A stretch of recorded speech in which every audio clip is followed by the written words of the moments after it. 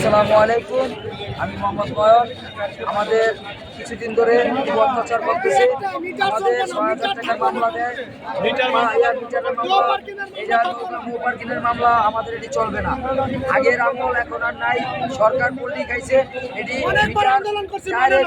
আমরা অনেকবার আন্দোলন করছি, আমরা অনেকবার অনেক কিছু করছি, কিন্তু আমরা রাস্তায় অনেক কষ্টে জ্যাম জোরে চালাইয়া দেখা যায় আমরা সারাদিন পরিশ্রম করে রাতের 11টা 12টা বাজে যাই, রাতে আমরা দেখা যায় বেতন পাই না, মহাজনে জমা দিয়ে আমাদের চলে যেতে হয়।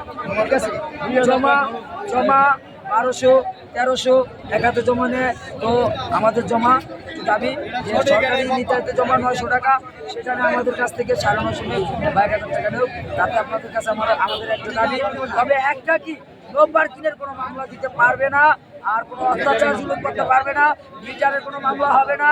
এটা আপনাদের সবার কাছে আমার একটা মিটার মিটার ডাইরেক্ট বিচ্ছেদ মিটার চট্টগ্রামে মিটার ডাইরেক্ট পড়ায় ফেলাইছে।